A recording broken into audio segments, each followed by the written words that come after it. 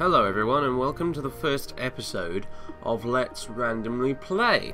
It's a new series I'm going to be doing every Saturday, I think, hopefully every Saturday morning. And the basic reason behind it is recording just the same three Let's Plays all the time can get a bit stale. And so I figured it'd be great to do something that would be a bit more random and a bit more interesting. Just to keep me on my toes a bit and to keep me engaged. So basically what I'm going to be doing is every Saturday morning I'll upload a new video of me playing a random game which I wouldn't have played before, and it'll be quite a long one. It won't be like my weekday videos, it'll be sort of like an hour or long or something like that maybe. You know, I figured, well, as well, sometimes, you know, on a Saturday morning, like, especially if you've been out on a Friday night or something, you know, you woke up, you know, you've come downstairs, you've cleaned away the wreckage of last night's kebab, or what's left of it, and you know, you've just sat down, and now really all you want to do is just vegetate in front of a screen for like an hour with a cup of coffee and some headache pills. So I figured that's what I could help you with, you know. Give you something to watch on a Saturday morning when you've got nothing better to be doing. So yeah, the first game I'm going to be playing is this, Roma Surrectum 2. Not a game in its own right. Oh crap, microphone's sliding around all over the place in a minute. It's a bit crazy. I have a desk mounted one, so and the tripod on it is a little bit flimsy, so you have to bear with me. So yeah, I'm playing Roma Surrectum 2, not a game in its own right. It's actually a mod for Rome Total War, but it's such an extensive mod, such a complete overhaul, so professionally done, with so much polish, that I almost consider it a new game in its own right, not even an expansion pack. This thing is completely new, and what's best of all is it's completely free of charge. It's easily as good, easily as much fun as any of the latest Total War games, you know, like Shogun 2. I absolutely love it to bits, but I couldn't actually get it to work on this computer for a very long time until very recently, where I managed to finally fix the issue after screwing around with a lot of files, but it's finally done, and here I am. So anyway, without any further waffling, let's get on with this. As you can see on the menu here, I've elected to play as the Cimbri. I was originally going to play as Rome, because Rome is basically the only other faction I've ever played as in this before. But I figured, why not do something a little bit... I'm going to skip the intro, can't be bothered with it. Why not do something a little bit more unorthodox, you know? And I'm not talking about just playing as a barbarian faction here. I'm going to play this in a very unorthodox way.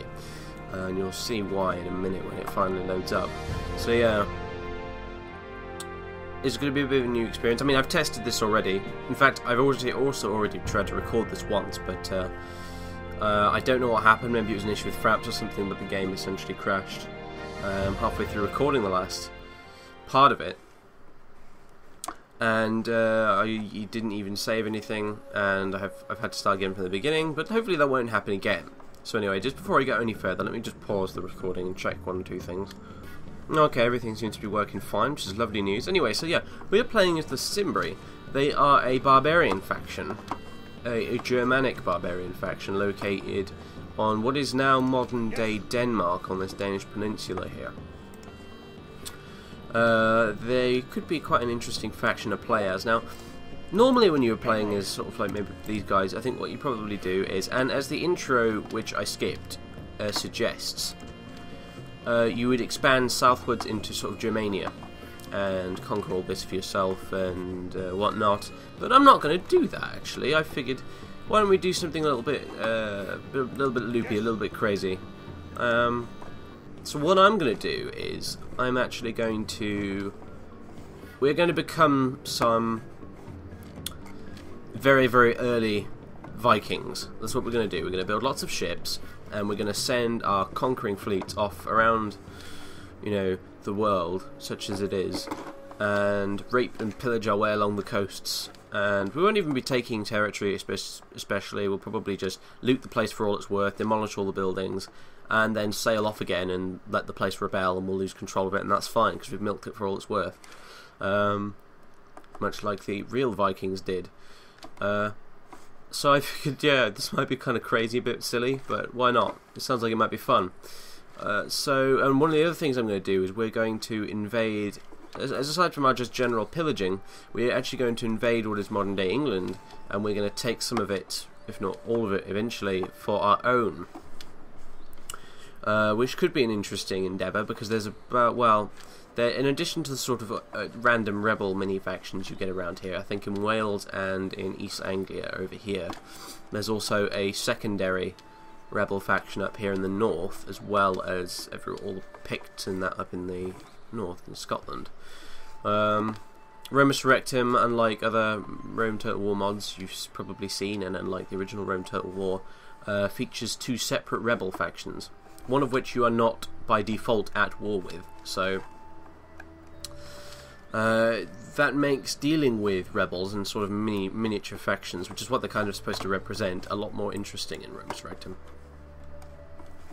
So anyway, let's get acquainted with our little kingdom here. General. In fact, we've got a few of our little generals sort of hanging around here. We've got 2 cities, Cimbri, which is a large city and is our capital, with lots of very useful buildings already in it and stuff like that. That's going to be our main money maker, this place, for a long while. And we have a little smaller town down in the south here, Cimbri, which doesn't even have a wall at this point, but I will soon remedy that. We've got a bunch of generals, but it's probably easier to see them by opening the royal family tree. So we have King Arminius, who's 60 years old. And Arminius is, I believe, actually a Latinization of the German name Hermann. So we have Hermann to German in charge of our faction, which is fantastic. We have his sons, Ariogazus, who is 40 years old, and he's the sort of crown prince. We have his brother Hariolphus, who, for the sake of managing to remember the names of all these guys, because I'm not very good at remembering names of characters in Total War games, but we're going to call him Harry from now on. And we have his younger brother, Rigburgis, which is who's 25 years old, and I'm going to probably call him Ricky as well. So we have Ricky, Harry, and Ario. What's his name? Sorry. Ariogazus. Brilliant. Okay, so I can't think of anything to short that to. So we've got Hermann, Harry, Ricky, and Ario. So, well, first order of the day is let's have a look at what units we've got. We've got quite a varied selection actually here. We've got some two-toned axemen, some Amberones heavy spearmen, some wolf warriors, some bear warriors, some light swordsmen, some heavy swordsmen, some heavy axemen, some foot nobles, some light spearmen, some slingers, some peltasts, some cavalry, and some noble cavalry. So we basically have one of pretty much every unit under the sun at this point. We don't seem to have a very organised army at all. But King Hermann is going to see that change very shortly. I don't know historically how barbarians actually fought in this kind of time period. As for exactly what year it is, I'm not sure, because the game measures the date in AUC, which I believe stands for Ab Urb Condita, which is the number of years since the founding of Rome, since Rome is the principal faction in this game. So the year is 536 AUC, but we are in the very early Roman period. At this point, Rome pretty much just controls Italy and a few little colonies off in the Balkans and in Spain, as well as Sicily, and they are currently at war with Carthage, and Hannibal is currently, his army is hanging around somewhere around here, and he's currently just making a big mess of the Romans, but that's of no very, very little concern to us, because the affairs of Rome are very, very far away. And there is a huge number of barbarian tribes and, you know, thick forests separating us from the quote-unquote civilized peoples. So they will be of very little bother to us until much later on, which you probably won't get to see because that will be too far ahead for this one video to encompass. So anyway, let's send Ricky down here to Cimbri, and we'll send Ario down there as well, I think. And let's gather some of our more some of our slightly better troops and take them down with us to Cimbri Kimbros as well, because I believe our first priority really, well, what we're going to, basic strategy is, as I said, we're going to build lots of ships and we're going to send out our fleets full of troops to go raid and pillage and this, that and the other. However, before we do that, we kind of need to secure this peninsula really against any incursions by enemy tribes. So the first thing I need to do is I'm going to send Harry down here to this river crossing. I'm going to have him build a watchtower over there, and I'm going to send him over here as well, just off to the coast there, right at the edge of the borders of our lands, and build another watchtower so we can keep an eye on what's going on down here too. In fact, just for good measure, I think I might build another one down here. Brilliant. I'll send him back to Cimbri Kimbros. And so now we've gotten a general idea of what's going on just outside our borders now, because we've got these watchtowers set up, which is excellent. First primary expansions after we've got this secured down here will probably be into some of the other areas of Scandinavia, like up here with Norway and maybe a little bit of Sweden and things like that. But first I'll need to locate exactly where the towns we need to take are in those areas. It provides a little bit of extra income, and it's virtually unassailable by enemies, this area up here. Unfortunately, it's probably not very rich either, but a little bit of tax income wouldn't hurt. So first things first, we don't have a lot of money on our first turn, but that will soon change as soon as we end the turn and our taxes come rolling in. And speaking of taxes, we're going to milk the populace for all that it's worth by setting up the taxes to the very highest level we possibly can, just to get a huge amount of gold rolling in to sort of kickstart us as an initial investment, so to speak. First thing though I need to build in Cimbri Kimbros is tribal justice, which is not so much a building as much as it is a kind of technology or whatever, if you like. It's not particularly useful in and of itself, but there is a kind of building tree. The makers of the mod have created a completely new set of buildings, completely separate from the ones in the original game.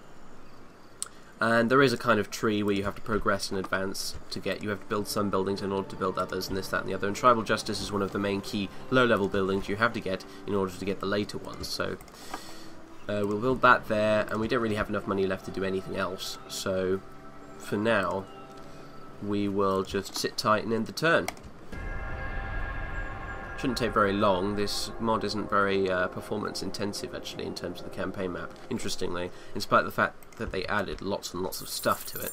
Right, so there we are, we got profits of 29,000 gold, that's lovely. So we now have a total of 34,000 gold in our treasury, which is more than enough to get us going. So first thing I need to build down here now that that tribal justice is finished is a wooden palisade, because I don't feel comfortable with this place not having a wall around it to keep enemies away. Up here is a different story. The first thing I'm going to do is upgrade our taxation technology. There are different tiers of it. This is tier 1, as you can see on the building browser. There's tier 2, 3 and 4. We're going to upgrade it to tier 1 first, and then following that we will probably build something like an assembly of warriors in order to get some much better units under our belts. However, in the meantime, I'm going to recruit lots of two-tones axemen. They're pretty good as far as sort of cheap bread and butter units go, and as well as their initial stats, Kimberlanders is equipped with a foundry as well, which will upgrade these guys' armor and weapons, and they'll get an experience bonus as well. So they will actually be not bad at all, and they look suitably Viking-esque anyway, so we'll get some of those guys on the go. In fact, let's build lots of them. And as soon as we get ourselves a, what was it called? An assembly of warriors, we can start building some somewhat more elite units to act as a sort of veteran core of our army. Now, and as I was saying earlier, I don't know how the barbarians actually fought, historically speaking, in this time period. But what I'm going to do, and what Herman is going to do, is we're going to sort of reinvent the wheel a little bit here, and what I'm going to do is I'm playing the Barbarian Invasion version of Roma Surrectum. You can get it for the original game as well, and you can run the Alexander expansion version as well. But I'm playing the Barbarian Invasion version, which means I have access. Some of my units will have access to the shield wall ability, and I'm basically what I'm going to do is, since we are essentially reenacting, especially when it comes to England, coming over here and settling over here and eventually taking this place over, we're going to be reenacting basically what the Saxons did in the 5th and 6th centuries AD.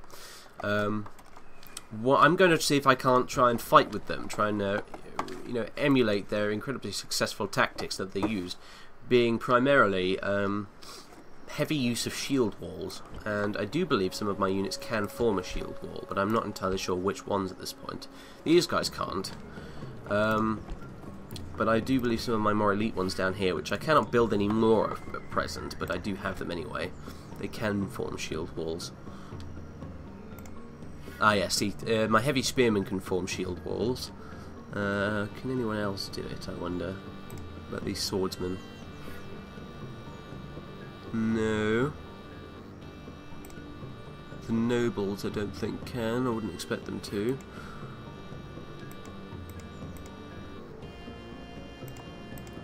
Well, out of these ones here, those the heavy spearmen are the only ones that can actually form a shield wall, but that's fine.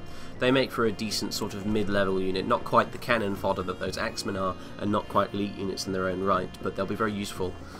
I'm also going to use a fair amount of cavalry, which I know this is a little ahistorical because the Saxons certainly had no way of transporting cavalry across the sea, but in this game you're allowed to, and I'm going to use that as much as I can. Provided we actually manage to recruit some cavalry anytime soon, but the Germanic cavalry are quite good, and it would be a shame not to put them to good use. So, anyway, we can't recruit anything down here really other than these light spearmen for now, because they don't have a proper, we don't have a muster field down here unfortunately at the moment, but we'll get to it later. We also need to build some ships at some point. We could build, and I will build at some point, a shipwright which will allow us to, instead of just having boats, which we can currently build here, which are essentially just our basic sort of longboats. Once we build a shipwright, we'll be able to build some large boats, which are far more suited to naval warfare. In case you've never played Rome Total War before, but you have played some of the later Total War games, it's worth pointing out that naval combat in this is not a feature, it's not included. Any naval battles we get into will have to be auto-resolved because there are no sea battles in this game. So I'm going to end the turn now, I think, because there's nothing else really to be doing. I will have to lower this tax rate eventually, just so it doesn't cripple the growth rate of our towns. See, this is what I was thinking might happen. So we've got a marauding band of enemy tribesmen from the Baltics, I believe, judging by these Baltic infantry they've got here. They're just sort of hanging around down here, and I don't like it one bit. So let's review some of the other things that are going on. Right, all these axemen are done, which is good. Greek logic. The theories of Plato and Aristotle have been synthesized into a new system of thought called logic, a philosophy concerned with the principle of reasoning in arguments. Very interesting. It's just background flavour, it's nothing important, but I've read it before, so... Right, we've got more money. We currently have 48,000 in our coffers now, so we're quite well off. Not massively well off, but we're not doing too bad either. That there's Germanic chieftain cavalry. That's not an actual unit. Basically, one of the things that sets Roma Surrectum apart from the original game is, in the original game, these characters, the many characters you have access to, they're all part of your royal family, so to speak. However, in Roma Surrectum, you can just recruit new characters as a unit, and they will appear on your map. They won't be part of your family tree, although you can adopt them if you get the right event for them. You will still be able to use them as governors of towns and generals for your armies and such, which is good news. In case you hadn't already figured out as well, one of the big features of Roma Surrectum is the zero-turn recruitment. In the original game, you could only recruit one unit from a town every turn. In this, you can recruit a maximum of, I think, 9 or something. So it means lots and lots of much bigger battles, in short. So I'm going to move these axemen down here. General, forward. as a first measure, and let's see who's better at command. I think we'll get Ario. He's slightly better than his two brothers. So we've got these axemen here. Now let's grab a few of these more elite units, which I want to be kind of sparing with because there's no way for these guys to be reinforced yet. Let's grab a few Peltasts as well. And yeah, that'll probably do, really. I'll maybe take these heavy spearmen with me as well. Yeah, so that's roughly a full stack, and I think I might recruit these mercenary Germanic cavalry while we're at it as well. Why not? So we're going to march off down south. Won't get there this turn, but eventually we'll come down here and we'll have a little poke around in these woods and hopefully try not to get ambushed by whoever might be waiting there for us. Get rid of these rebel stacks that are sort of milling around down here that I don't like the look of whatsoever. Meantime, I will build a couple of boats and I will send them off to go exploring around here and off down the coast of Northern Europe over here as well. See what's going on. There are a couple of other nearby-ish factions we may need to deal with, principally being the Belgae down here, which are a tribe of Gauls. Gaul in this mod is not a single faction like it was in the original Rome Total War. You have a number of Celtic factions. You have the Belgae, which are situated up here, and also have a province in Britannia over here as well. You have down here the Arverni, which is sort of situated in central Gaul, and you also have the Boii, who live down here on the river Danube. Hopefully we won't have to contend with any of them other than, say, the Belgae, because they're a very coastal faction, and they're also in possession of a key province in Britain, which I want to take from them at some point. But there shouldn't be really any way for them to strike back at us, because there's a lot of other neutral and rebel tribes in between us and them in terms of land, and the AI is not particularly adept at naval invasions on this. So anyway, let's end the turn again. Hopefully we can catch these rebels before they disappear into the woods. Right, so we've got some more over here. Those guys have disappeared for now. They probably haven't left. They're literally just hiding in those woods in there. But I don't fancy really going around to have a look for them, because I will likely simply get ambushed. The other thing I forgot to do actually is check to see what agents we have to play around with. We have a spy, Ariovistus, who I'm going to actually send down here to see if he can look around and find out if we can see any enemy armies poking around. I may even march round and take Rugium down here, actually.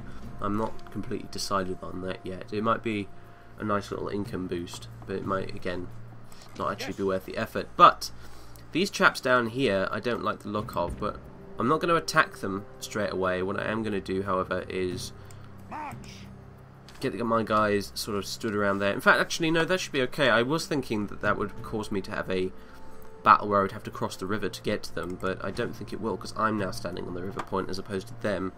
So they're not a very big army. They have some Batavian infantry, which are actually quite good. There's some wolf warriors, which are good, and some heavy axemen, which are quite good.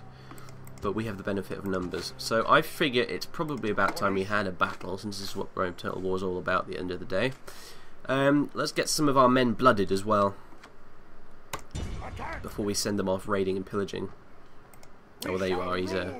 He's decided to retreat into the woods, but we're going to pursue him. Excellent. They're the Chauci, apparently, this tribe. So what have they got then?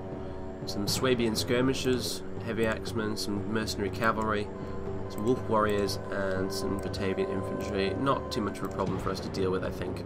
Also, we do have the option to attack at night, because Ariogazus, much like his father, Herman, is capable of doing night battles, which is great. It doesn't serve much of a purpose other than to help you in auto-resolve battles, because it will increase his command level, and also it will deny enemy access to their reinforcements they might have. So anyway, let's without further ado, get on with this. Okay, so we're on the battlefield. They will taste sour if we leave them to stew in their own fear. So charge home, strike hard. And our dear prince Time to shed the blood of enemies. is giving a rousing speech to the troops, which is very nice. So the weather's perfectly fine, so I think we'll go ahead and start the deployment. Await my orders. We appear to be in a very heavily wooded forest. Heavily wooded forest, my god. As opposed to a lightly wooded forest, or a forest that's not wooded at all. Whatever, anyway. The enemy, fuck knows where they're going to be actually. They might be up on this hill over here, I'm thinking. Principally because it offers the highest ground. Or maybe even over here, I'm not sure. I guess we'll find out. I also don't like all these trees everywhere. It's going to make it very difficult to spot the buggers. But never mind. So let's get... Normally I wouldn't do this, but let's put the axemen at the front. And we'll get our peltasts in front of them. And we'll get our slightly more capable units in reserve behind the axemen. Normally what I would do, as I was saying earlier, is I would get a shield wall unit like these chaps here. I'll just demonstrate the shield wall. And I would do, as I said, much like the Saxons did in real life, who these guys are essentially the ancient ancestors of, and form a large shield wall at the front of the army, just sort of along here with these axemen in reserve. And just slowly advance on the enemy without charging or anything, just advance on them and try and provoke the enemy into an attack on the shield wall, which will inevitably fail. So anyway, we don't need you shield walling right now. What else have we got? We've got these swordsmen, we've got these foot nobles with a fantastic pair of heads on a pike, which is quite hilarious. Although I've noticed they are incredibly big heads compared to, like, you know, I mean, look at that, they're huge. What do they do? Kill a pair of giants. Whatever, anyway. And he's got his little boar. I don't know what that is. I think it's a horn or something, you know, a musical instrument of some kind. And what else have we got? Yeah, some more heads on sticks. And that, I think, is meant to be some kind of wise woman or shaman or something there, holding the heads. I'm not entirely sure.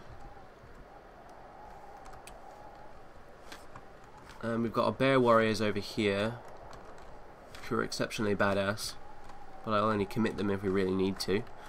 And of course we've got our axemen. Axemen! So I think that'll just about do it, really. Let's get these guys set up over here, and let's get our cavalry actually set up on this flank over here. Let's have a look at these guys. Oh, very impressive. I love those helmets, that's awesome. That looks pretty fucking badass, actually. You see that coming towards you at high speed, you'd probably fucking run. I know I would. And we've got the mercenary cavalry over here as well, so that's very good. I absolutely adore the new units, the models, the textures and everything in this mod. It's just, oh man, it's just so, you know, beautiful, especially compared to the original, you know. It's not quite as perhaps not quite as good as maybe like the brand new Total War games like Shogun 2, but considering how old this engine is, it's remarkable they managed to get this running even at all. But anyway, let's start the battle and get on with it. Now, I'm pretty sure, right, we can't see any of them other than the enemy's general unit, which is up here. These guys over here, who I think they're the Batavian infantry. But I can only assume that the rest of his army will be around in these trees here somewhere. So there's only one thing we can do, really, which is head straight onwards up the hill towards them. And I'll try and take it slow as well, so as not to tire our units out. But, you know, we're going to get up there one way or another. Also, this just reminded me, why is that being like that? When you group them together, they should move in a set formation. Never mind, I'll deal with that in a minute. Also, I forgot to mention that this mod also has a completely brand new soundtrack, completely different from the original Rome Total War as well, and it's a very, very good, damn good soundtrack, I must admit. There are some songs in it which deserve to be in like a AAA game or even a movie.